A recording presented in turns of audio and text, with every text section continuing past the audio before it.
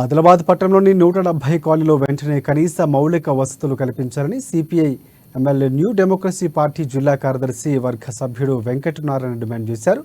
Colony వాసుల సమస్యలు పరిష్కరించాలని డిమాండ్ చేస్తూ సోమవారం కలెక్టర్ కార్యాలయం ఎదుట పార్టీ ఆధ్వర్యంలో ధర్నా చేపట్టారు. సమస్యలు ప్రస్తావిస్తూ పెద్ద ఎత్తున నిరసన నినాదాలతో హోరెత్తించారు.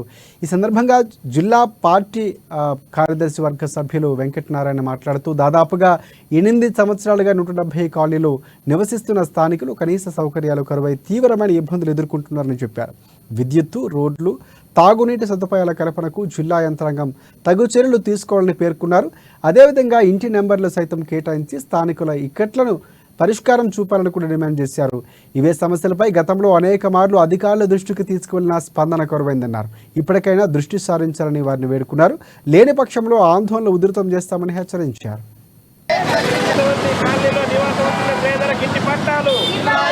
ఆదిలాబాద్లోని మావల పరిధిలో ఉన్నటువంటి డబుల్ బెడ్రూమ్ ఇళ్ల పక్కన 170 సర్వే నెంబర్లో పేదలు దాదాపు గత 8 సంవత్సరాల నుంచి అక్కడ 100 మంది పేదలు ఇంటి స్థలాలు ప్రభుత్వ స్థలంలో గుడిసెలేసుకొని నివసిస్తున్నారు.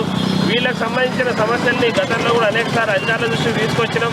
అక్కడ కనీస మౌలిక సదుపాయాలు లేవు, కనీసం తాగునీరు లేదు, కరెంటు లేదు, చిమ్మ చీకట్లో నీరు లేకుండా అనేక ఇబ్బందులు పడుతున్నటువంటి పరిస్థితి పేద ప్రజలు.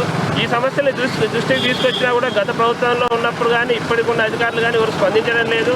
మరి ఈరోజు పేదలంటే మీకు లెక్క లేకుండా ఉన్నదా? కనీసం వీళ్ళు మనుషులాగా మీరు చూడట్లేదా? మనిషికి కనీసం బతకడానికి అయినటువంటి అవసరమైనటువంటి కనీస సౌకర్యాలు కల్పించడం ప్రభుత్వ బాధ్యత.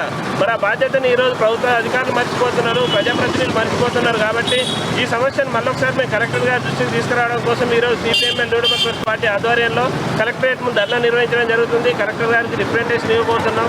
ఈ సమస్యను తక్షణమే పరిష్కరించాలి. పేదలందరికీ విద్యుత్ సౌకర్యము, కరెంటు సౌకర్యంతో పాటు అక్కడ మంచినీటి సౌకర్యము, రోడ్డు సౌకర్యం కల్పించాలని, ఆ ఇంట్లో నివాసం ఉంటున్న ప్రతి ఇంటికి కూడా పట్టా ఇవ్వాలని చెప్పేసి మేము డిమాండ్ చేస్తా ఉన్నాం.